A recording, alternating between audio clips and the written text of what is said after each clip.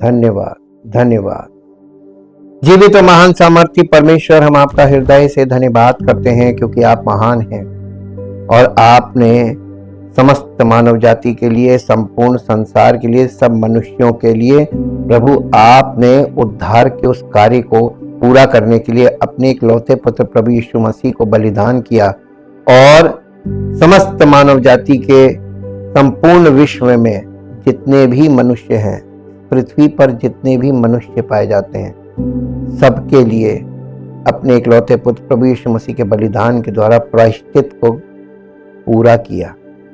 और प्रभु अब आपकी योजना ये है, आपकी इच्छा ये है कि जो कोई अनंत जीवन पाना चाहे, जो कोई परमेश्वर के राज्य का वारिस बनना चाहे, पश्चाताप करे और प्रभु यीशु मसीह के लिए अपने जीवन को समर्पित करके कलीसिया का अंग बनकर उसकी महिमा के लिए जीवन व्यतीत करे, ताकि प्रभु आपकी महिमा इस पृथ्वी पर प्रकट हो, आपके राज्य का विस्तार हो और दुनिया के तमाम लोग जो परमेश्वर को नहीं जानते वो परमेश्वर की महिमा के दर्शन करें और उसके परमेश्वर को ठीक तरीके से जान सकें और परमेश्वर के राज्य का विस्तार हो और उसकी महिमा प्रकट हो। यही उसकी इच्छा और योजना है। सुसमाचार के आधार पर प्रभु हम आपके पवित्र वचनों के लिए आपका धन्यवाद करते हैं। पवित्र आत्मा के द्वारा हम सबके हृदय में कार्य कर रहा, वो हमारे भीतरी मनुष्यत्व को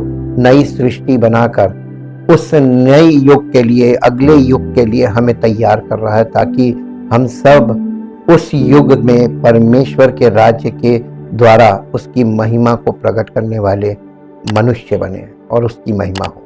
सारा आदर, सारी महिमा आपको। इस प्रार्थना को प्रभु यीशु मसीह के पवित्र नाम से मांगते हैं, आमीन। सबको जय मसीह की। Praise the Lord. परमेश्वर बहुत महान है और उसके कार्य अद्भुत हैं। अब आप लोगों को जो बाइबल सारी जिंदगी आपने पढ़ी होगी, तमाम प्रचार सुना होगा, लेकिन अब आपको पता चल रहा है कि जो आप लोगों के द्वारा प्रचार किया जा रहा है उसे आप सुन रहे हैं, और अब जब आप परमेश्वर के वचन के खुलासे सुन रहे हैं, जो वचन में लिखित है, एकदम वचन के अनुसार है, लिटरल जिसको बोलते हैं, जैसा लिखा वैसा, वो अब आपको समझ में आ रहा होगा कि परमेश्वर का वचन जैसा लिखा है वैसा परमेश्वर कर रहा है और सब कुछ वैसे ही हो रहा है जैसा वचन में लिखा है। परमेश्वर का बहुत धन्यवाद करते हैं। हम सब उसके पास आने वाले लोग हैं ताकि वो हमको अपनी महिमा के योग्य बर्तन बनाए। अब वो उसकी महिमा के योग्य वो हमें बनाता है और फिर हमारे जीवन को वो जैसा चाहता है उसमें अपनी महिमा के लिए हमारा इस्तेमाल करता है और हमको अपनी सामर्थ देकर, अपनी बुद्धि देकर, अपना ज्ञान देकर अपनी ही महिमा करता है। हम अपनी ओर से कुछ नहीं कर सकते। आज हम एक और रहस्य की तरफ बढ़ेंगे और ये रहस्य है अधर्म का रहस्य। ये अधर्म का रहस्य है। जैसे भक्ति का भेद था ना, भक्ति का भेद, गंभीर भक्ति का भेद क्या था?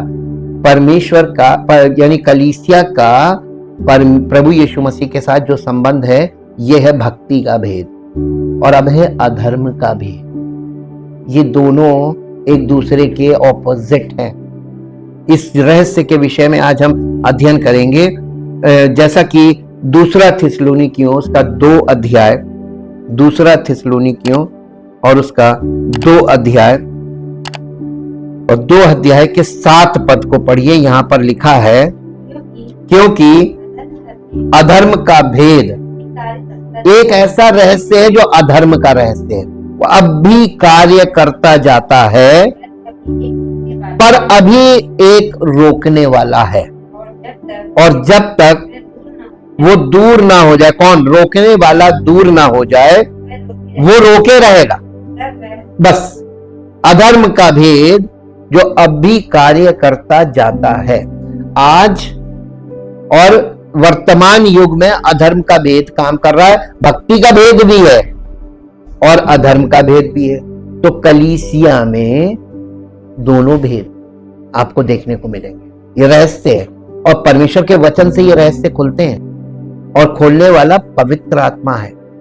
और हम लोग इन रहस्यों को समझकर ये पर्दे उठ रहे हैं, समझ लीजिए रहस्य का खुलना, पर्दे उठना है।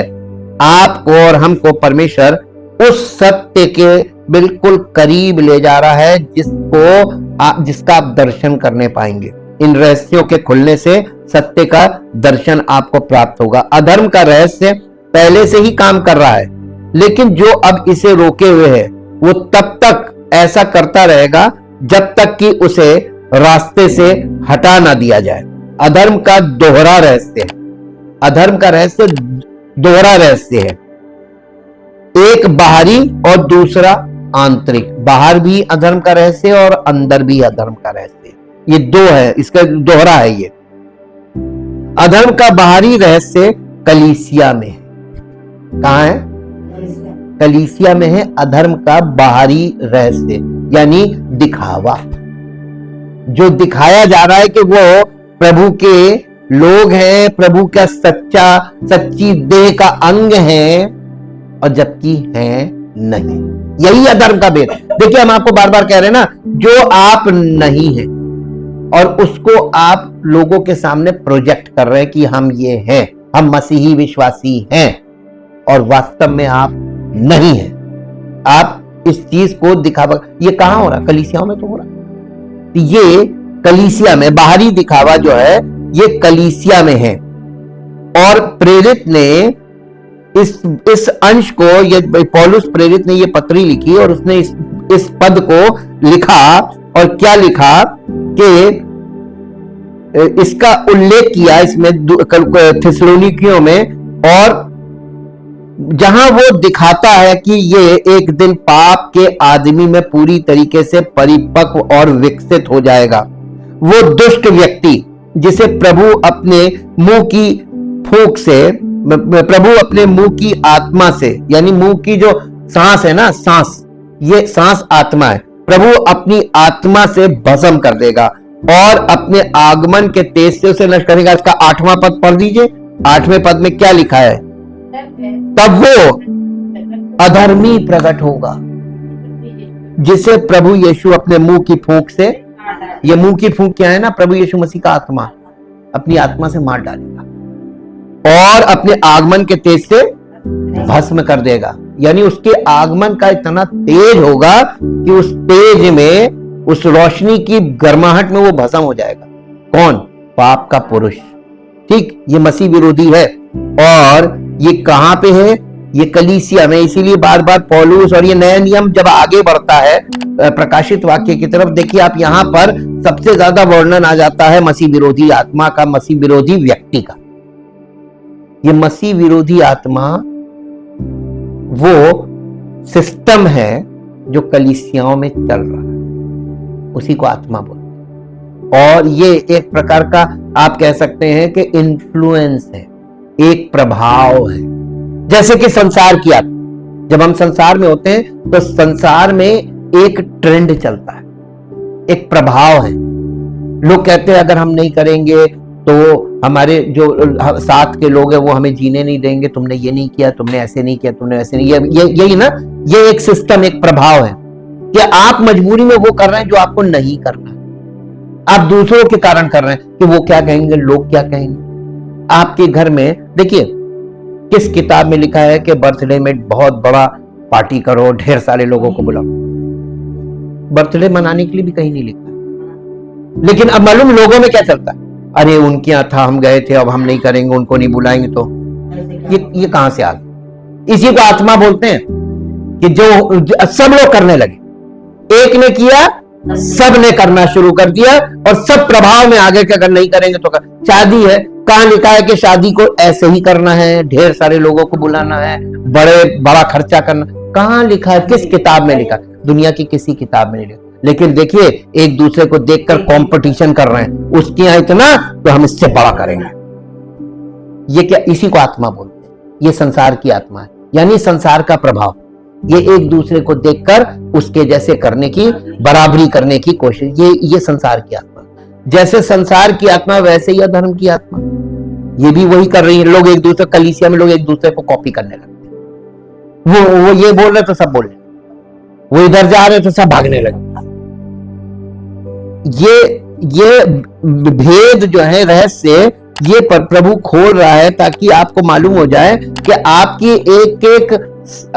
एक एक विचार जो आपके अंदर पैदा होता है, जो आपके मन में चल रहा होता है, वो सब प्रभु को मालूम है। वचन के खुलने से यही पता चलता है, वो हमारे दिल के विचार जान लेता है। अब देखिए यहां पर बाहरी कलीसिया में अधर्म का रहस्य एक मृत स्वीकारोक्ति का रहस्य है। यानी एक ऐसा जो कलीसिया में जो अधर्म का रहस्य है, वो एक मृत स्वीकारोक्ति, यानी ऐसी चीजों को आप स्वीकार कर रहे हैं जो डेड है, डेड वर्क्स में बिलीव करने लगे। आज कलीसियाओं में यही तो हो रहा है। दुआ करेंगे तो होगा, ये बताइए क्या मृत स्वीकारोक्ति है कि नहीं? आप ये स्वीकार कर रहे हैं कि अगर हम प्रार्थना करके भोजन नहीं करेंगे तो ये भोजन, और परमेश्वर का वचन कहता है धन्यवाद करो। दुआ तो कहीं नहीं लिखी। यीशु मसीह ने 5000 की भीड़ को खिलाए, कैसी कितनी लंबी दुआ की थी खाने की? उसने वो टोकरा लिया और धन्यवाद किया और बांट दिया। तो धन्यवाद, दिल से परमेश्वर का धन्यवाद कि प्रभु ये भोजन आपके, बस खत्म, धन्यवाद, खाइए। कोई लंबी प्रार्थना लिखी? ऐसा लोगों ने कर दिया है कि लोग किसी के यहाँ कोई नाश्ता भी सर्व करता है, दुआ कर दीजिए, कीड़े पड़ जाएंगे बिना दुआ। ये अविश्वास है, अविश्वास। प्रभु हमें भोजन दे रहा है, और उसने कैसे दिया है? जमीन हमको दी है, जमीन में हम ही लोग भोजन, हम ही लोग पैदा करते हैं, उसको काटते भी हम ही हैं, खेती भी हम ही मनुष्य कर रहा है, काट भी मनुष्य रहा है, बेच भी मनुष्य रहा है, खरीद भी मनुष्य रहा है, पका भी मनुष्य रहा है, खा भी मनुष्य रहा। कैसे दे रहा है भोजन? हमको एक काम दिया, ये सब करो और भोजन ले लो। तो परमेश्वर ने कुछ पका के तो हमें दिया नहीं। तो अविश्वासी ना बने। आपको कुछ भी खाने को मिले, विश्वास से प्रभु का धन्यवाद कीजिए, खा ली भोजन वस्तु, वो पेट में जाएगी, मल में निकल जाएगी, अशुद्ध करेगी नहीं, क्योंकि यीशु मसीह का जो कुछ मुंह में जाता है मल में निकल जाता है, वो अशुद्ध नहीं करता। तो आपको अशुद्धि का डर क्यों है? और कहते हैं हम विश्वासी हैं, हम मसीही हैं, और किसी का कुछ दिया खाने में डरते हैं। जबकि नए नियम में लिखा हुआ मरकुस रचित सुसमाचार में कि यदि वे प्राणनाशक विष भी पी जाएं, उन्हें कोई हानि नहीं होगी। यह विश्वास। हर खाने की वस्तु में शक करना, हर खाने की वस्तु में प्रश्न करना, और खाने की वस्तु को लेकर लंबी लंबी प्रार्थनाएं कौन करता है? केवल धन्यवाद, और प्रभु का धन्यवाद तो हर बात में, एक एक सांस के लिए भी धन्यवाद करना चाहिए। ये उस सांसें भी वही दे रहा है, तो धन्यवाद तो उससे जो मिल रहा है सबके लिए करना चाहिए। ये मृत स्वीकारोक्ति का रहस्य है, जिसके हाथ खून से भरे हुए हैं और हृदय पाखंड से भरा हुआ है। ऐसा प्रतीत होता है कि ये अपने विविध रूपों में अब तेजी से परिपक्व हो रहा है तथा धीरे धीरे आगे बढ़ रहा। क्या? अधर्म का रहस्य कलीसियाओं में धीरे धीरे आगे बढ़ रहा है, जब तक कि ये पाप का पुरुष में अपनी भव्य पूर्णता तक नहीं पहुंच जाता। लेकिन मनुष्य के हृदय में भी अधर्म का रहस्य, देखिए अंदर का, ये तो बाहर का कलीसिया में, अधर्म अंदर सबके दिल में, अधर्म का रहस्य हमारे भीतर भी काम करता है। इसीलिए बॉर्न अगेन और उसके बाद भीतरी मनुष्य का नया बनाया जाना, ये मसीही शिक्षा का आधार है। ये पूर्णता तक, लेकिन मनुष्य के हृदय में भी अधर्म का रहस्य छिपा है। और ये कैसा रहस्य है? ये किस तरह के रूप और आकृतियां धारण करता है? ये किस तरह के चिन्ह और भेष धारण करता है? ये किस तरह हर विचार में घुल मिल जाता है, हर शब्द में प्रकट होता है और हर कार्य में खुद को प्रकट करता है। अधर्म के इस रहस्य को हम एक क्षण के लिए भी नहीं रोक सकते। बाढ़ की तरह ये अपना रास्ता बना लेगा। हम जो चाहे करें, फिर भी ये हृदय में काम करता है। हमारी सभी इच्छाओं या इसके विपरीत संकल्पों के बावजूद हम इस रहस्य को काम करने और खुद को निरंतर प्रकट करने से नहीं रोक सकते। मनुष्य के हृदय में यह रहस्य ऐसे सूक्ष्म रूप धारण करता है जैसे हम विभिन्न वस्त्र धारण करते हैं। खुद को ऐसी दरारों और कोनों में घुसाता है हृदय के हर विचार को इस तरह से लपेटता और उलझाता है कि हम कभी भी इससे मुक्त नहीं होते। क्या हम इसके विरुद्ध प्रार्थना करेंगे? देखिए, हमने आपको एक याद कीजिए, एक स्टडी दी थी सुलेमान के मंदिर के अंदर जो दूसरा आंगन था, पहला आंगन और दूसरा आंगन। पहला आंगन वो था, क्या नाम है, जहां पर बलिदान होता था, और फिर उसके बाद दूसरा आंगन आता था जहां पर शुद्धता का काम होता था और वहां कोठरियां बनी होती। ऐसे ही हमारा ये देखिए, ये शरीर समझ लीजिए मंदिर, देह प्राण आत्मा, ठीक, ये मंदिर के 3 भाग हो गए। देह ये बाहरी आंगन है, और भीतरी आंगन जो है वो हमारा हृदय, ठीक, ये हमारे हृदय का शारीरिक पार्ट है। और भीतरी आंगन में जो हृदय का शारीरिक पार्ट है, ये वाला पार्ट पवित्र स्थान बनना है, इसको परिवर्तित होना है। पवित्र स्थान, अब पवित्र स्थान में क्या था मूसा के तंबू में? पवित्र स्थान में भेंट की रोटी की मेज, दीपदान, और वहां पे सुगंध जलाने वाला धूप की वेदी, ठीक, ये तीन वेदियां वहां पे पाई जाती है पवित्र स्थान में। जब तक कि हमारा ये शारीरिक हृदय या शारीरिक मन, जहां पर तमाम विचार और किसी की कोई बात गड़ गई, वो बैठी हुई है, किसी को माफ नहीं कर पा रहे हैं, किसी के प्रति क्रोध हमारे अंदर भरा हुआ है, विरोध भरा हुआ है, डाह भरी हुई है, जलन भरी हुई है, ये सब चीजें भरी हुई है, ये कोठरियों में बना, और ये हृदय के गहरे बैठ जाती है। जो गहरे बैठ जाती है, इनको निकलना है। और मालूम क्या है, परमेश्वर के वचन के द्वारा जब हम वो वाला पार्ट शेयर कर रहे थे, आप लोगों को मैंने बहुत डिटेल बताया, चैम्बर्स बने होते थे, हाँ, हिडन चैम्बर्स, ये उसी की बात कर, वहीं पर अधर्म का भेद बना रहता है। लोग कलीसिया में पूरी जिंदगी बिताते हैं और बॉर्न अगेन नहीं, बॉर्न अगेन होने के बाद भीतरी रूप से नई सृष्टि नहीं बनते और उनकी मृत्यु हो जाती है, तो बताइए वो कहां जाएगा? बॉर्न अगेन होने के बाद इटर्नल पनिशमेंट जाएगा, नरक का वासी बनेगा ना। परमेश्वर का आत्मा उसको वहां पे अपने स्वर्ग में तो नहीं एक्सेप्ट करेगा, अनंत जीवन में नहीं एक्सेप्ट करेगा। इसीलिए मसीह में आने के बाद खतरा, मसीह में आने के बाद खतरा, जिम्मेदारी ज्यादा है। इसलिए क्योंकि आप ये कहकर के हम मसीह पर विश्वास करते हैं और हमारे लिए सब कुछ जायज है, आपने गलत कर दिया। मसीह में आने के बाद आपके लिए बहुत कम चीजें जायज होती हैं, मैक्सिमम चीजें नाजायज, अनलॉफुल है, और आप उन चीजों को अनलॉफुल समझ ही नहीं पाते। आपके लिए वो सब कुछ ठीक है। आपकी नैतिकता की परिभाषा अपनी अलग गढ़ रही, सबकी अपनी अलग अलग नैतिकता है। इसीलिए दुनिया में ये कंडीशन आ गई है कि परमेश्वर के वचन के आधार पर जो नैतिक नियम है, 10 आज्ञाएं जो है ना, जो परमेश्वर ने वहां पर दी थी सिनै पर्वत से, 10 आज्ञाएं, वो धार्मिक नियम नहीं थे। पहले याद रखिए, ये पूरी दुनिया के लिए, समस्त मानव जाति के लिए वो है नैतिक नियम। नैतिकता का सबसे पहला नियम क्या है? तू अपने परमेश्वर जो एक है, जीवित और सच्चा परमेश्वर, तू उस परमेश्वर को छोड़ किसी और को ईश्वर करके ना मान। अब इससे चलिए, तो आज दुनिया में आपको कितने ऐसे मिलेंगे जो केवल ईश्वर के अलावा और किसी को ईश्वर नहीं मानते? परमेश्वर के अलावा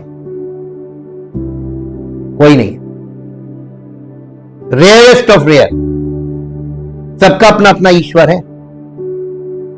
यही से बस, अब ये अगर ये सही हो गया, अगर आप सच्चे ईश्वर से कनेक्ट हो गए, तो इसके बाद जो नियम बताए गए हैं वो व्यवहारिक नियम है, सामाजिक नियम है, पारिवारिक नियम है, धार्मिक एक भी नहीं। मैं आपको सच बता रहा हूं। तो अपने माता पिता का आदर करना, उनकी सेवा करना, तो तेरा भला होगा और तू दीर्घायु होगा।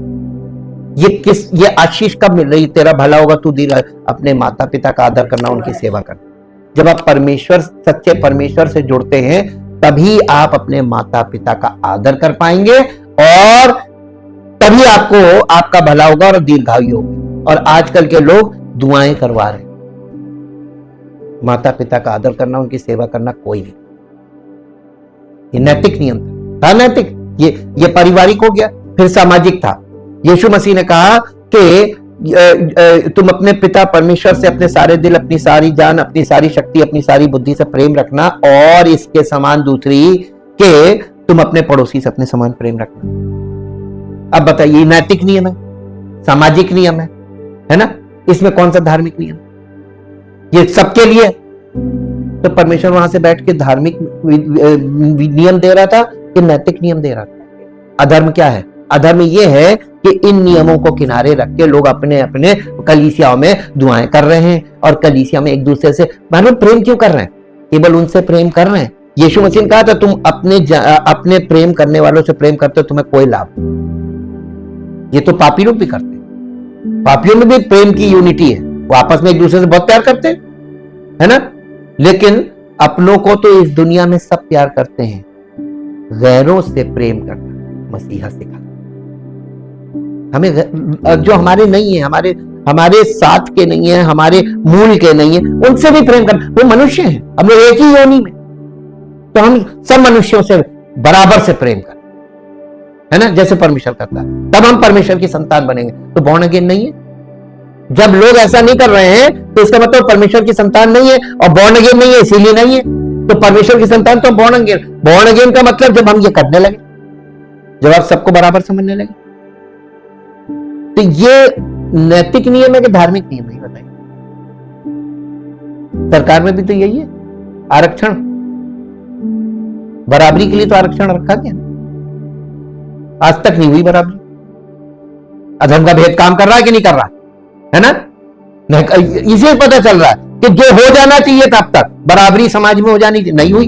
यही है अधर्म का भेद, साफ साफ दिखाई दे रहा है कि पॉलिटिक्स में जो पहुंच जाता है वो अपनी जेब भरता है, अपने घर भर लेता है, अपने जानने वालों को बहुत फायदा पहुंचाता है, बाकी सामान्य जनता सब ऐसी की वैसी और नीचे जा रही। यह अधर्म का भेद है, ये काम कर रहा है देखने में, और सब बड़ी बड़ी तारीफों के पुल बांध रहे हैं। यानी जैसा दूसरा तिमुथियुस 3 अध्याय में लिखा हुआ है ना कि अंत के दिनों में कठिन समय होगा, लोग लोभी होंगे, डींग मार होंगे। तो आज सरकारें भी डींगे मार रही है, हम तो ये करते हैं, हम तो ये करते हैं, और हर पॉलिटिकल पार्टी लोगों को लालच दे रही है, ये हम देंगे, ये हम देंगे, ये हम देंगे। अपनी जेब से देंगे या टैक्स के पैसे से देंगे? ये बताइए, टैक्स किसका है?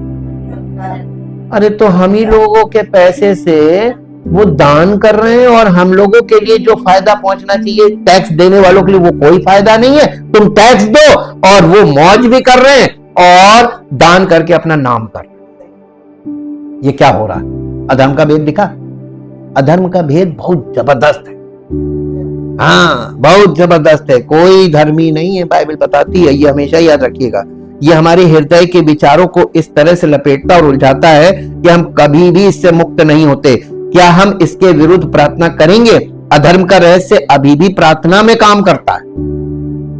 आप स्वार्थ की प्रार्थना करते हैं, प्रभु मुझे ये चाहिए, प्रभु मुझे ये चाहिए। प्रार्थना अपने लिए तो करनी ही नहीं। आप तो प्रभु के बच्चे हो गए, तो आप अपने बाप से प्रार्थना क्यों करें? आपका तो उससे संबंध हो गया, आप तो वारिस बन गए। वारिस बन गए तो अब आपको क्या करना है?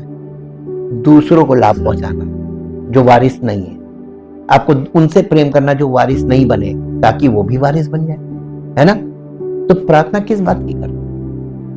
प्रभु मेरे लिए, तो तभी तो किसी की प्रार्थना सुन नहीं रहा, कभी किसी की नहीं सुनेगा। लिख लीजिए, आप धोखे में रह जाएंगे, सुनेगा लेकिन नहीं सुनेगा। क्या हम इसके विरुद्ध कोई वायदा खोजने के लिए पवित्र शास्त्र को पढ़ेंगे? यह हमारे सभी पढ़ने के साथ घुल मिल जाता है। क्या जब आप बाइबल पढ़ेंगे तब भी अधर्म का भेद, आपको वही चीजें आप ढूंढेंगे जो आपके मन की होंगी। कड़वी बातें इसमें छोड़ देंगे, सारी मीठी बातें, और वही प्रचार करेंगे। प्रभु आपको आशीष देगा, प्रभु आपके साथ ऐसा करेगा। झूठ। पहले ये बताओ कि जब तुम अपना पश्चाताप करोगे और अपना जीवन समर्पित करोगे, तब प्रभु तुम्हें अपना पुत्र बनाएगा, वारिस बनाएगा। उसके बाद वारिस बन जाओगे, सब कुछ तुम्हारा, मांगने की जरूरत नहीं। तो वो वाला पार्ट छिपाते हैं, क्योंकि इनको लोगों से मीठी मीठी बातें करना पसंद है, और लोगों को भी पसंद है कि उनसे मीठी बातें की जाए। क्या हम खुद को दुनिया से अलग कर लेंगे और खुद को समाज से अलग कर लेंगे? फिर भी अधर्म का रहस्य सबसे गहरे एकांत में काम करेगा। इसलिए हम जो भी करेंगे, हम पाएंगे कि अधर्म का रहस्य अभी भी काम करेगा। लेकिन क्या ये बुद्धिमान और समझदार लोगों से छिपा नहीं है? और बच्चों पर यानी परमेश्वर के बॉर्न अगेन जो बिलीवर्स हैं, जो आत्मिक रूप से जन्म ले रहे हैं, उन पर प्रकट नहीं किया गया?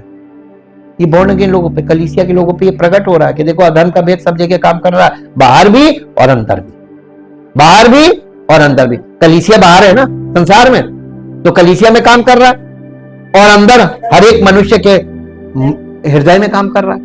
तो ये दोनों तरफ काम कर रहा है, ये दोहरा है। पवित्र शास्त्र में प्रकट किया गया एक और रहस्य पुनरुत्थान का रहस्य। ये पुनरुत्थान का रहस्य, अब ये क्या है? जैसा कि पौलुस कहता है, देखो मैं तुम्हें एक रहस्य बताता हूं, हम सब नहीं सोएंगे। यहां पे हम सब नहीं सोएंगे मतलब हम सब की शारीरिक मृत्यु नहीं हो। ये एक भेद है। यहां पे आपको एक चीज समझनी है। आप कहेंगे देखिए जमाने से लोग मरते चले आ रहे, विश्वासी भी मरे, बड़े बड़े विश्वासी भी मरे, है ना? तो मरेंगे तो सब, फिजिकल डेथ सबके लिए है। लेकिन एक पीढ़ी ऐसी आएगी जब यीशु मसीह आने से पहले वाली जो पीढ़ी हो, वो कहां मर पाएगी? उनके जीते जी आएगा ना।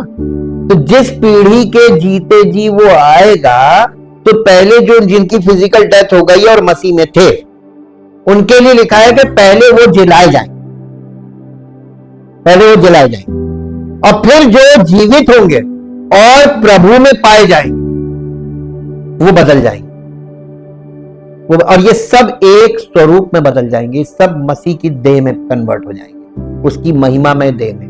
और प्रभु इनको इनके द्वारा अपने आप को प्रकट करेगा। देखो मैं ये मसीह ये है।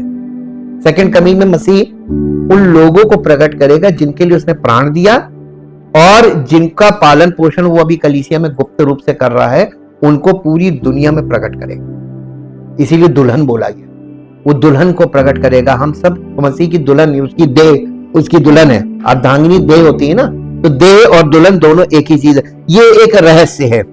हाँ, ये एक पल में पलक मारते ही, आखिरी तुरही बजते ही होगा, क्योंकि तुरही बजेगी और मुर्दे अविनाशी दशा में उठाए जाएंगे और हम जो जीवित होंगे उस समय और प्रभु में होंगे बदल जाएंगे। पहला कुरिन्थियों 15 अध्याय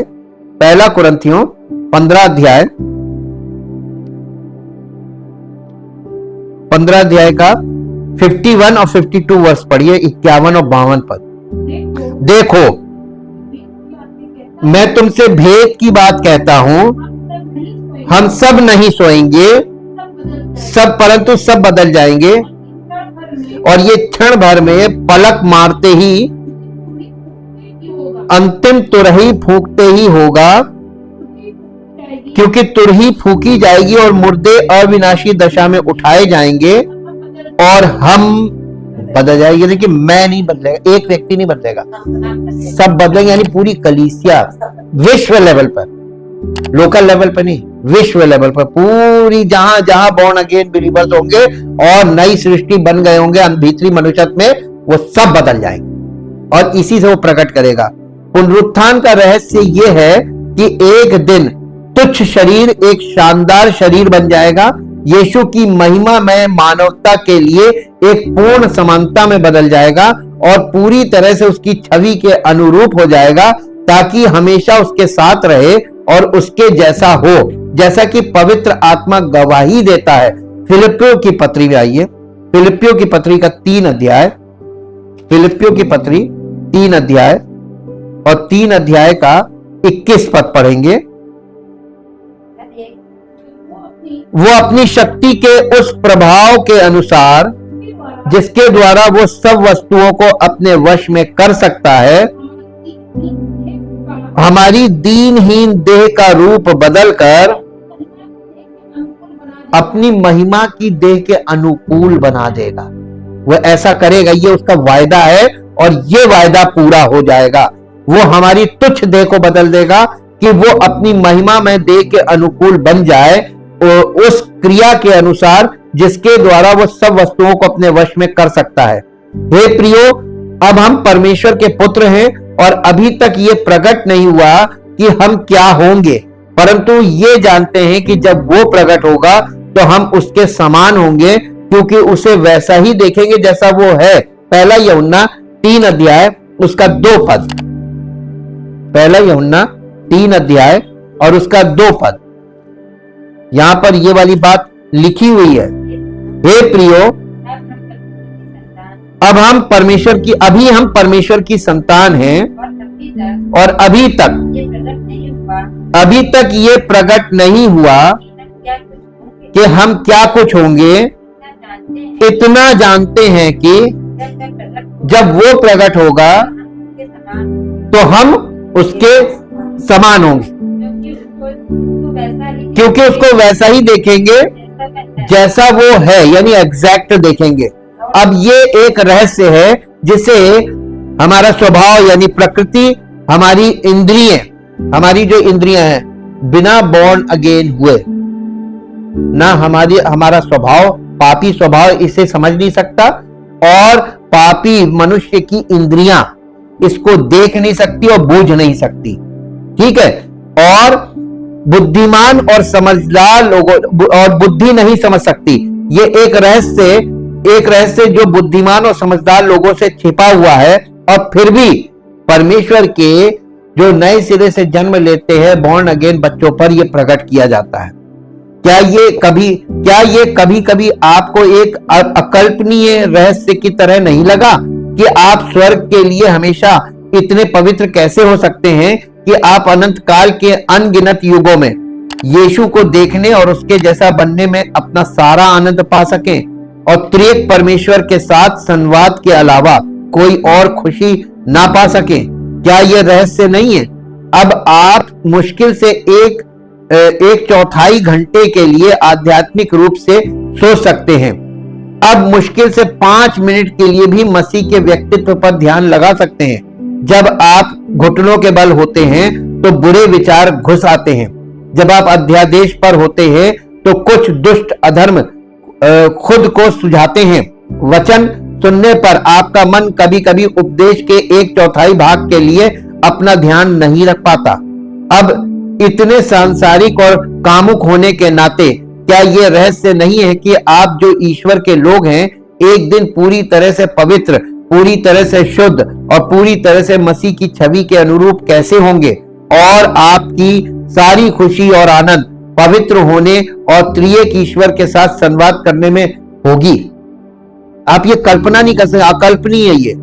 प्रकृति, इंद्रिय और तर्क के लिए ये कितना रहस्यपूर्ण है। हमारा स्वभाव जो पापी स्वभाव है, पतित स्वभाव है, और हमारी इंद्रियां पाप और पतन के कारण इस योग्य नहीं है कि हम इस रहस्य को, परमेश्वर के रहस्यों को समझ सके। और हमारी बुद्धि भी, क्योंकि हम पतित स्वभाव में हैं, पाप की दशा में हैं, तो हमारी बुद्धि भी नहीं कर सकती, इसको समझ नहीं, बूझ नहीं सकती। लेकिन विश्वास करके हम उद्धार प्राप्त करते हैं और परमेश्वर की ओर से हमारी आत्मा जीवित हो जाती है, उसमें जीवन आ जाता है। यही बॉर्न अगेन है, जन्म प्राप्त करना कह लीजिए या हमारी आत्मा का पुनरुत्थान कह लीजिए। क्योंकि पहले मनुष्य में जब परमेश्वर ने बनाया था आत्मा जीवित थी, और उसके पाप पतन के कारण तब से आत्मा मरी हुई है, और हम लोग उस पतित मानव जीवन श्रृंखला का हिस्सा हैं। तो हमारी आत्मा मरी हुई। हम जब शरीर में जन्म लेते हैं शारीरिक रूप से, तो आत्मा मृतक होती है।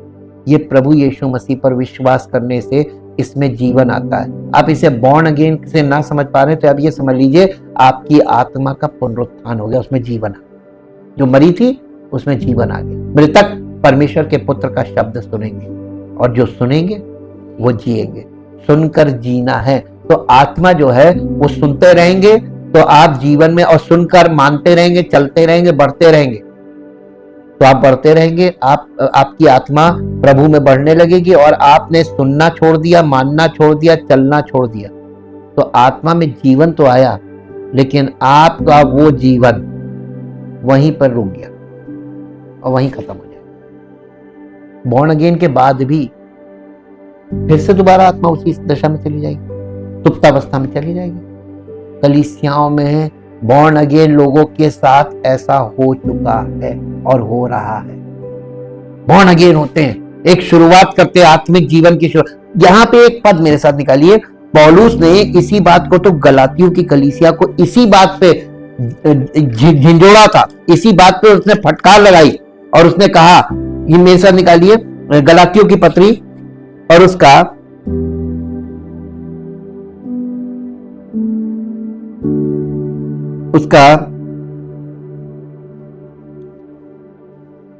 3 अध्याय का पहले पद से पढ़िए। हे निर्बुद्धि गलातियों, किसने तुम्हें मोल लिया? कलीसिया से कह रहा, किसने तुम्हें मोल लिया है? तुम्हारी तो मानो आंखों के सामने यीशु मसीह क्रूस पर दिखाया गया। मैं तुमसे केवल ये जानना चाहता हूं कि तुमने पवित्र आत्मा को क्या व्यवस्था के कामों से या विश्वास के सुसमाचार से पाया? क्या तुम ऐसे निर्बुद्धि हो गए हो कि आत्मा की रीति पर आरंभ करके, देखिए ये बॉर्न अगेन हो गए थे। आत्मा की रीति पर आरंभ का मतलब बॉर्न अगेन हो गए, आत्मा से आरंभ हुआ, लेकिन ये आत्मा वाला सिरा नहीं चला, फिर वही शारीरिक क्रियाओं में फंस गए। तो बॉर्न अगेन होने के बाद गड़बड़ हो सकता है ना, और लगातार हो रहा है, होता आया है और अभी भी चल रहा है। तो एक्चुअली बॉर्न अगेन तो हो जाते हैं, उन्हें पता भी नहीं चलता है, लेकिन वो आत्मा में चलते नहीं है, आत्मा में बढ़ते नहीं है, बल्कि शारीरिक क्रियाओं में, दिखावे में फंस जाते हैं। शारीरिक क्रियाएं क्या है मालूम? दिखावा। आज कलीसियाओं में क्या चल रहा है? केवल दिखावा। यहां पर ये बात उसने, तो क्या तुमने इतना दुख व्यर्थ ही उठाया? परंतु कदाचित व्यर्थ नहीं। जो तुम्हें आत्मा दान करता वो तुम में सामर्थ के काम करता है। और क्या व्यवस्था के कामों से, क्या वो ऐसा व्यवस्था के कामों से करता है या पर व्यवस्था के कामों से या सुसमाचार पर विश्वास से ऐसा करता है? परमेश्वर का आत्मा हमारे जीवन में जो कार्य करता है वो हमारे दुआ करने से, हमारे चर्च जाने से और हमारे दान देने से परमेश्वर काम नहीं कर रहा है। परमेश्वर तो हमारे जीवन में काम करता रहता है।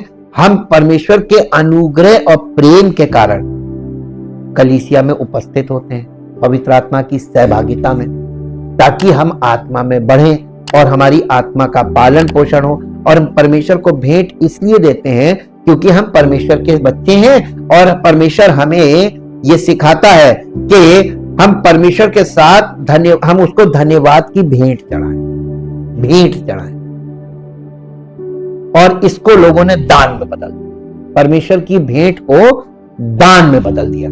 भेंट और दान में अंतर है।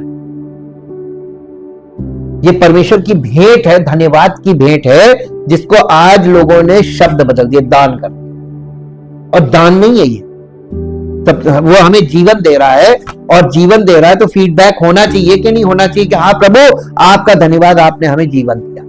शारीरिक जीवन की बात नहीं कर रहे, आत्मिक जीवन दिया, क्योंकि शारीरिक जीवन सबके पास है, आत्मिक जीवन सबके पास नहीं है। धन्य है वे जिनके पास आत्मिक जीवन है। आत्मिक जीवन परमेश्वर की ओर से मिलता है। क्या वे इस नीचे डगमगाते और हार नहीं, क्या वे इसके नीचे यानी इन रहस्यों के नीचे डगमगाते और हार नहीं मानते? जब हम स्वर्ग में जो मसीह के लोग हैं, मसीह के लोगों की खुशी और महिमा की तुलना धरती पर हम जो हैं उससे करते हैं, तो कितना अद्भुत अंतर होता है। जब हम अपनी नीचता, कामुकता देखते हैं, कैसे हमारी आत्माएं धूल से चिपक जाती हैं और बुरी और घृणित चीजों में डूब जाती हैं। हमारा मन कितना अंधकार में है, हमारी भावनाएं कितनी सांसारिक हैं, हमारा दिल कितना भ्रष्ट है, हमारी वासनाएं कितनी प्रबल हैं, हमारी भावनाएं कितनी उग्र हैं। हम कभी कभी खुद को अपनी वर्तमान स्थिति में शैतान से ज्यादा परमेश्वर के योग्य नहीं पाते। तो ये कितना रहस्यपूर्ण है कि ऐसा अद्भुत परिवर्तन हो कि जो मसीह के लोग हैं उनको, मसीही विश्वासियों को शरीर, आत्मा और मन से पूरी तरह पवित्र बना दिया जाए और मेमने के विवाह भोज में बैठने के लिए योग्य मेहमान बना दिया जाए। मैं निश्चित हूं, जितना अधिक मनुष्य अपने पतित स्वभाव की भ्रष्टता से परिचित होता है, और जितना अधिक वो अपने हृदय में शैतानियत की क्रियाओं को महसूस करता है, उतना ही अधिक वो आश्चर्य करेगा कि उसे ऐसी अवस्था में कैसे लाया जा सकता है कि वो पूर्णता पवित्र हो जाए, त्रिएक परमेश्वर के साथ निर्बाध संगति का आनंद ले सके और यहोवा की मुस्कुराहटों में सदा आनंदित हो सके। लेकिन यद्यपि ये एक रहस्य है जिसे प्रकृति, इंद्रिय और तर्क नहीं समझ सकते, फिर भी विश्वास इसे पवित्र आत्मा द्वारा प्रकट किए गए रूप में ग्रहण करता है। क्या ये स्वर्ग होगा यदि हम अपने वर्तमान भ्रष्ट स्वभाव को वहां ले जा सकें? हमारा अभिमान, हमारा अहंकार, हमारा पाखंड, हमारे पतित, गंदे और विनीत हृदय के सभी घृणित कार्यों के साथ, इन सब को अपने साथ पूर्णता, पवित्रता और शुद्धता के उस शानदार निवास में ले जाना हमारे लिए स्वर्ग को नरक बना देगा। इसलिए यद्यपि ये वास्तव में एक रहस्य है कि ये कैसे हो सकता है, फिर भी जैसा कि विश्वास द्वारा प्राप्त किया जाता है, परमेश्वर का बच्चा खुश है कि ऐसा होना चाहिए, क्योंकि वो निश्चित है यदि ऐसा नहीं होता तो स्वर्ग उसके लिए स्वर्ग नहीं होता। देखिए, विश्वास से रहस्यों का खुलना, विश्वास से सारी चीजें, इब्रानियों का 11 अध्याय देख लीजिए। विश्वास ही से अब्राहम विश्वास से चला, नूह विश्वास से चला। अब आपको हम हमने अभी बताया था ना फ्राइडे को, विश्वास क्या है? आज्ञा मानना, परमेश्वर की आज्ञा मान के चलना, यही है विश्वास। विश्वास अपने आप में एक क्रिया बन जाता है, इसीलिए उसने कहा कि बिना कार्य के विश्वास मुर्दा है। तो जो जीवित विश्वास है, लिविंग फेथ, वो क्या है मालूम है? परमेश्वर पे भरोसा करना, उसकी आज्ञा मानना और जैसा उसकी आज्ञा मिली है, जो वो कह रहा वो करना, इसे विश्वास का है कि नहीं है? क्यों नहीं है? क्यों नहीं है? साफ मना कर दिया नहीं है, तो आप फिर चल कैसे रहे? आप कैसे चल रहे हैं दुनिया में? पूरी दुनिया विश्वास पे चल रही है। कोई चीज आपको पहले मिल नहीं रही, लेकिन सबके पास ये मालूम है, मन में ये होता है कि हाँ मिलेगा। आपको कितने दिन बाद सैलरी मिलती है, आपको विश्वास रहता है कि नहीं मिलेगी? है? तो ये आप विश्वास, आप सांस ले रहे हैं, ये विश्वास तो है। तो आपने कैसे कह दिया नहीं? हुक्म मानिए, चलिए। अरे आप दूसरों का हुक्म मान के चल रहे हैं, आप प्रभु का हुक्म मान के चलिए। सबका मानना बंद कर दीजिए, आप एक का मानना शुरू कर दीजिए। यही तो नहीं करते हम, सबका मानने को तैयार है, एक का नहीं माने। हाँ, एक का नहीं मानेंगे, बाकी सबका मानेंगे। पूरी दुनिया हमारे साथ कुछ भी कर दे, हम सबका कहना मानेंगे, सिर्फ प्रभु का नहीं मानेंगे। अरे इतना लंबा चक्र चल रहा है और हर बार कह देते नहीं, यानी एक सीढ़ी में नहीं ऊपर। नहीं, तो समझना भी तो है कि आप विश्वास को, हम समझाते हो ना कि विश्वास का मतलब क्या होता है, तो मतलब समझ के तो बोलिए कि आप हुक्म मान के चलना है, परमेश्वर के वचन को फॉलो करना है।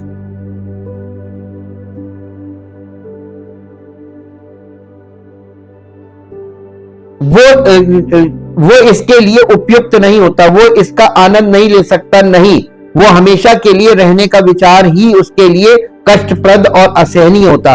और नहीं, जब आत्मा अभ्यास और उलझनों से भ्रष्ट हृदय में पाप के कार्यों से इधर उधर उछलती रहती है और सुसमाचार की आशा के साथ उस दिन की ओर देखती है जब उसे पाप का दंश और अधिक महसूस नहीं होगा, बल्कि वो शरीर और आत्मा में पूरी तरह से पवित्र और शुद्ध हो जाएगी, तो वो ये विवेक के लिए अनुशंसित हो जाती है और विश्वास द्वारा हमारे लिए उपयुक्त एक धन्य रहस्य के रूप में स्वीकार की जाती है और परमेश्वर को महिमा देती है।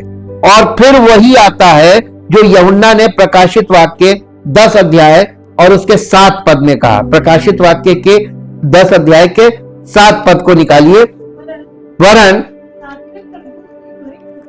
7वें स्वर्गदूत की तुरही फूंकने पर होने वाले सबत के दिनों में, सबत है ना, अच्छा, होने वाले शब्द के दिनों में परमेश्वर का गुप्त मनोरथ नहीं, गुप्त मनोरथ उस सुसमाचार के अनुसार जो उसने अपने दास भविष्यवक्ताओं को दिया पूरा होगा। यहां पे आके अंत में सब रहस्यों को पूरा कर देगा। यानी सब रहस्यों को, जो अभी रहस्य हैं, जो अभी समझ में नहीं आ रहे हैं, उन सब चीजों को पूरा करके वह पर्दा उठा देगा। पूरी दुनिया को कितना झटका लगेगा जो अभी ये मेरा ईश्वर, ये मेरा ईश्वर, ये मेरा ईश्वर कर रहे हैं ना। उस समय पता चलेगा अच्छा ये था, बताते तो थे, हम लोग मानते नहीं उस समय, लेकिन कोई एक्सेप्टेंस नहीं हो, वो दी एंड होगा। सातवें स्वर्गदूत की आवाज के दिनों में जब वो तुरही फूंकना शुरू करेगा, परमेश्वर का रहस्य पूरा हो जाएगा जिसे उसने अपने सेवक भविष्यवक्ताओं को बताया है। ये सभी चीजों का समापन है, सभी चीजों का समापन होगा। जो उत्पत्ति से शुरू हुई है वो प्रकाशित वाक्य में सभी चीजों का समापन, कंप्लीशन बोला गया। हाँ, समापन है जब दावा करने वाले संसार में अधर्म का रहस्य, अनुग्रह में अपने लोगों के साथ परमेश्वर के व्यवहार का रहस्य, प्रोविडेंस में उसके साथ उनके व्यवहार का रहस्य, जिस तरह से परमेश्वर ने अपनी कलीसिया का नेतृत्व किया है उसका रहस्य, हमारे सभी परीक्षणों, प्रलोभनों, कष्टों और पीड़ाओं का रहस्य, जिस टेढ़े मेढ़े रास्ते पर हम चले हैं उसका रहस्य, जिस पेचीदा भूल भुलैया में हम फंस गए हैं, रहस्य कि दुष्ट क्यों समृद्ध हुए हैं और धर्मी क्यों सताए गए हैं, ये सभी रहस्य जो अब प्रकृति, भावना और तर्क को हैरान और उलझन में डालते हैं, तब परमेश्वर के कलीसिया के सामने प्रकट किए जाएंगे। तब रहस्य पूरा हो जाएगा और परमेश्वर उस भेद को जो मसीह यीशु में युगों से गुप्त था प्रकट करके अपनी प्रजा के उद्धार और अपने शत्रुओं को लज्जित करने और अपनी महिमा के लिए प्रकट करेगा। अब आत्मा में जिस व्यक्ति के बारे में प्रेरित ने बात की है उसने रहस्यों का प्रचार किया, क्योंकि आत्मा में उनका प्रचार किया जाना चाहिए और आत्मा में उन्हें ग्रहण किया जाना चाहिए। अन्यथा जो प्रचार करता है और जो सुनते हैं वे प्रचार करेंगे और व्यर्थ सुनेंगे। लेकिन क्या दया है अगर आत्मा ने इन रहस्यों में से किसी को हमारे दिलों में प्रचारित किया है, और क्या आशीर्वाद है अगर हमने उन्हें विश्वास, आशा और प्रेम के एक उपाय के रूप में ग्रहण किया है और अपनी अज्ञानता के बारे में गहराई से जागरूक होने के कारण इसके प्रेम में सत्य को ग्रहण किया है। आत्मा और शक्ति के प्रदर्शन में हमारी आत्मा के निर्माण और सांत्वना के लिए इसे अपनाने में सक्षम हुए हैं। उन्हें रहस्यों के रूप में ग्रहण किया जाना चाहिए। जैसे ही प्राकृतिक तर्क हस्तक्षेप करता है और प्रश्न पूछा जाता है, ये चीजें कैसे हो सकती हैं, हम परमेश्वर की इच्छा और वचन के प्रति समर्पित होना बंद कर देते हैं। लेकिन जब हम परमेश्वर के सिंहासन के सामने गिरते हैं और महसूस करते हैं कि यद्यपि हम उन्हें समझ नहीं सकते, उनके बारे में अपने आप को तर्क नहीं दे सकते, फिर भी हम उन्हें जीवित विश्वास द्वारा अपने हृदय में ग्रहण करने में सक्षम हैं। हम उनकी सुंदरता देखते हैं, उनकी मिठास का स्वाद लेते हैं और उनकी महिमा का कुछ हद तक आनंद लेते हैं। इस प्रकार हमारे पास कुछ प्रमाण है कि हमने स्वर्ग के राज्य के रहस्यों में एक शक्ति प्राप्त की है और महसूस की है। जब एक तर्क संगत धार्मिकता, एक प्राकृतिक धार्मिकता, एक बौद्धिक धार्मिकता अब हमें संतुष्ट नहीं करता है। क्या हमारे साथ ऐसा समय नहीं आया है जब हमने सभी रहस्यों का तिरस्कार किया हो और हमारे पास कोई ऐसी धार्मिकता नहीं थी जिसे हम समझ सके और अपनी स्वाभाविक समझ के बल पर पकड़ सके? और दया के द्वारा क्या ये घमंडी बाबुल नीचे नहीं गिराया गया है? और क्या हम में से कुछ लोगों ने विवेक में परमेश्वर की शिक्षाओं के माध्यम से प्रकृति, भावना और तर्क को धूल में दफन नहीं पाया है और खुद को छोटे बच्चे की तरह नीचे गिरा हुआ महसूस नहीं किया है, ताकि हम अपनी अज्ञानता को जान सके और ईश्वर को ईश्वरीय प्रकाशन द्वारा हमें सत्य सिखाने के लिए पुकार सके? और चूंकि प्रभु ने दया करके हमारी बुद्धि को नष्ट कर दिया है, क्योंकि दया करके उसने प्राकृतिक जो धार्मिकता के ऊंचे शिखरों को गिराकर धूल में मिला दिया है, क्या हमने परमेश्वर की उन बातों में मिठास, शक्ति, वास्तविकता का कुछ अंश महसूस नहीं किया? हमारे प्राणों में जीवन और प्रकाश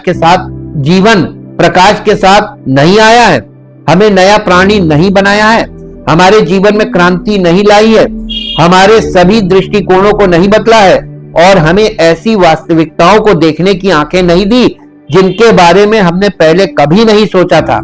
और क्या परमेश्वर के अनुग्रह का सुसमाचार विश्वासी हृदय में ग्रहण नहीं किया गया है और इसकी मिठास का कुछ अंश अनुभव नहीं किया गया है? इस प्रकार हमारे पास कुछ प्रमाण हैं कि हमें स्वर्ग के राज्य के रहस्य प्राप्त हुए हैं, और क्या वे दो गुने मीठे नहीं हैं? क्योंकि बुद्धि उन्हें समझ नहीं सकती, क्योंकि हम उन्हें समझने में सक्षम नहीं हैं, और क्योंकि उन्हें केवल यीशु के होठों से प्राप्त किया जा सकता है, या जब वे हृदय में डाले जाते हैं और पवित्र आत्मा की शक्ति द्वारा विवेक पर आश्रित होते हैं। और क्या उन्हें इस तरह से सीखना कहीं अधिक धन्य नहीं है जितना कि अगर हम प्राकृतिक बुद्धि से सभी रहस्यों को समझ सकते हैं, या प्राणी की समझ की रेखा से ईश्वर की गहराई को समझ सकते हैं? आप में से कुछ लोग शायद गरीब और तिरस्कृत हैं और महान प्रोफेसरों द्वारा कुचले जा रहे हैं। वो आपके परिवार और मित्र शायद आपको बाहर निकाल दें और कहे, वास्तव में हम आपको समझ नहीं सकते, आप कभी एक अच्छे मसीही थे, दूसरों के लिए एक आदर्श, एक सच्चे धर्मपरायण व्यक्ति थे, और हर कोई आपसे प्यार करता था और आपके बारे में अच्छी बातें करता था। लेकिन वे कहते हैं, अब आप कितने अजीब व्यक्ति हैं, हम आपके साथ बिल्कुल भी नहीं रह सकते। जब से आप उस कलीसिया में गए जहां परमेश्वर की पवित्र आत्मा के द्वारा आपको वचन प्राप्त हुए और आपके परमेश्वर के रहस्य खुले और उस अजीब संप्रदाय से जुड़े हैं, आप पूरी तरह से बदल गए हैं और हम नहीं जानते कि आपके बारे में क्या सोचें। क्या ये नहीं दर्शाता कि बच्चों को प्रकट किया गया रहस्य बुद्धिमान और विवेकशील लोगों से छिपा हुआ है? समझ में आया आपको? जब आप कलीसिया में जुड़ जाते हैं, सच्ची कलीसिया में, जहां वचन के द्वारा आपके सामने सब कुछ खोला जा रहा पवित्र आत्मा के द्वारा, तो आपके जो आसपास के लोग हैं और आपके परिवार के लोग हैं, रिश्तेदार, वह कहते पहले तुम बहुत अच्छे थे, अब तुम वहां जाने लगे हो, अब तुम कुछ बदल गए। बोलते हैं ना? क्यों बोल रहे हैं? क्योंकि वो बुद्धि से समझना चाह रहे हैं कि आपके अंदर ये परिवर्तन कहां से आया, क्यों आया।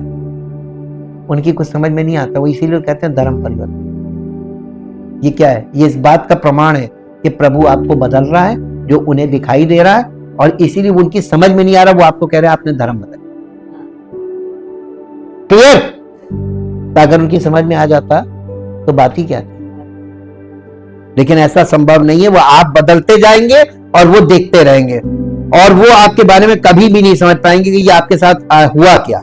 क्या ये नहीं दर्शाता कि परमेश्वर बुद्धिमान और विवेकशील लोगों से परमेश्वर की ये रहस्य छिपे हुए हैं? वो ये रहस्य है, वो आपको परमेश्वर बदल रहा, कलीसिया में नई सृष्टि बना रहा, और आप ही के लोग कह रहे हैं तुम बदल गए। ये रहस्य प्रकट हुआ कि नहीं हुआ? यदि सभी लोग वैसा ही देख सकते जैसा हम देखते हैं, वैसा ही सुन सकते जैसा हम सुनते हैं, वैसा ही महसूस कर सकते जैसा हम महसूस करते हैं, तो सुसमाचार बिल्कुल भी रहस्य नहीं होगा। जब सबको वही दिख रहा है जो हमें दिख रहा है, तो फिर हम तो सब बराबर है ना। आपको वो दिखने लगा जो उन्हें नहीं दिख रहा, इसी से तो आप अलग हो रहे हैं। देखिए, परमेश्वर ने इजराइलियों को मिस्र में जब विपत्तियां भेजी थी, तो इजराइलियों पर विपत्ति नहीं पड़ी थी और बाकी सब मिस्रियों पर पड़ी थी। परमेश्वर ने उन्हें अलग कैसे किया था? ऐसे ही तो किया था, अपनी व्यवस्था के द्वारा अलग कर दिया था, जैसे वो कलीसिया के लोगों को अलग कर रहा है। जब आपको अलग कर रहा है तो इसका कभी लोगों का बुरा मत मानिएगा, उनकी समझ में आएगा नहीं और आप समझा पाएंगे नहीं, ये क्योंकि ये रहस्य है। ठीक, हम उनसे अलग हो जाते हैं और ये उनकी शत्रुता और क्रोध को भड़काता है। क्रोध भड़कता है, तो आपको बुरा नहीं मानना चाहिए। इसीलिए प्रभु यीशु मसीह ने शुरू में ही कह दिया था, शत्रुओं से प्रेम कर। ठीक, और तुम्हारे घर के ही लोग होंगे तुम्हारे शत्रु, ये कौन करेगा? आपके परिवार के लोग करेंगे। वे कहते हैं, क्या गांव में केवल 2 या 3 लोग, शहर में केवल आधा दर्जन लोग, परिवार में केवल एक व्यक्ति स्वर्ग जाता है? और क्या उनके अलावा कोई भी सही नहीं है? ऐसे संकीर्ण सोच वाले धर्मांध दुष्टों से दूर रहो। ये क्या है सिवाय इसके कि ये घोषित किया जाए कि इन लोगों के धर्म में एक रहस्य है। यदि वे इसे समझ सकते, यदि ये प्रकृति, इंद्रिय और तर्क के अनुकूल होता, तो ये रहस्य नहीं रह जाता और आपको ईश्वर से ये गवाही नहीं मिल पाती कि आपने इसे शक्ति के साथ अपने हृदय में ग्रहण किया है। इसलिए ईश्वरीय शिक्षा द्वारा सुसमाचार के रहस्यों को जानना मनुष्य को संसार से अलग कर देगा, उसे झूठे कलीसियाओं से बाहर निकलवा देगा, उसे मृत सेवकों से अलग कर देगा और उसे परमेश्वर के लोगों के साथ एकता में ले आएगा। और जब वो पाता है कि ये लोग आध्यात्मिक रूप से परमेश्वर के राज्य के रहस्यों की ओर ले जाया जा रहे हैं, तो ये उनके साथ एक संगति और एक मिठास पैदा करेगा जो उसने मृत कलीसियाओं में कभी नहीं महसूस की थी। और उनका हृदय प्रेम और स्नेह में घुल मिलकर वो पुकारेगा, तेरे लोग मेरे लोग होंगे और तेरा परमेश्वर मेरा परमेश्वर होगा। रूत की पुस्तक में पहले अध्याय में ये पद पढ़ दीजिए। रूत की पुस्तक उसका पहला अध्याय और उसका 16 पद। रूत है, रूत बोली, तुम मुझसे ये विनती ना करो, तुम मुझसे ये विनती ना कर कि मुझे त्याग या छोड़कर लौट जा, क्योंकि जिधर तू जाए उधर मैं भी जाऊंगी, जहां तू टिके वहां मैं भी टिकूंगी, तेरे लोग मेरे लोग होंगे और तेरा परमेश्वर मेरा परमेश्वर होगा। यहाँ पर रूत ने ये वाली बात बोली तो, और इस प्रकार उसे परमेश्वर से एक बढ़ती हुई गवाही मिलेगी कि वो उन बुद्धिमान और समझदार लोगों में से नहीं है जिनसे ये बातें छिपी हुई है, बल्कि उन बच्चों में से है, उन बच्चों में से एक है जिन पर ये बातें प्रकट की गई हैं। परमेश्वर बॉर्न अगेन के बाद अपने उन आत्मिक बच्चों पर सारे रहस्यों को प्रकट करके अपनी महिमा करता है। और जब वो रहस्य उनके जीवन में प्रकट हो जाते हैं, उनके बाद उनके जीवन को प्रकट करके अपनी महिमा करता है। वो रहस्य हमारे जीवन से प्रकट होने लगते हैं। हे प्रभु, हम इन दिव्य रहस्यों को और अधिक जाने और प्रभु आत्मा हमें उनमें और अधिक गहराई में ले जाए, हमें उनके बारे में और अधिक मधुर और स्थायी दृष्टिकोण प्रदान करे और विशेष रूप से यीशु के व्यक्तित्व, प्रेम और रक्त में सुसमाचार के रहस्य को हमारा सारा उद्धार और हमारी सारी इच्छा बनाए। और तब हम न केवल इसलिए परमेश्वर को धन्यवाद देंगे कि सुसमाचार एक रहस्य है, बल्कि इसलिए भी कि उसने दया पूर्वक इसे हमारे विवेक के लिए शक्ति के साथ प्रकट किया है। परमपिता परमेश्वर, हम आपका हृदय से धन्यवाद करते हैं क्योंकि आपने हमारे लिए जो आत्मिक जन्म है, आत्मिक जन्म से लेकर अनंत जीवन तक इस पूरे भाग को रहस्यमय रखा है, ताकि प्रभु आपके द्वारा सब कुछ संभव हो और हम सब आपकी महिमा के योग्य बने और हम परमेश्वर के वास्तविक बच्चे बने और परमेश्वर की वास्तविक महिमा हम सबके जीवन से प्रकट हो और उसका नाम इस पृथ्वी पर महिमान्वित हो और उसके राज्य का विस्तार हो। सारी महिमा उसको मिले। प्रार्थना को प्रभु यीशु मसीह के पवित्र नाम से मांगते हैं, आमीन। Praise the Lord.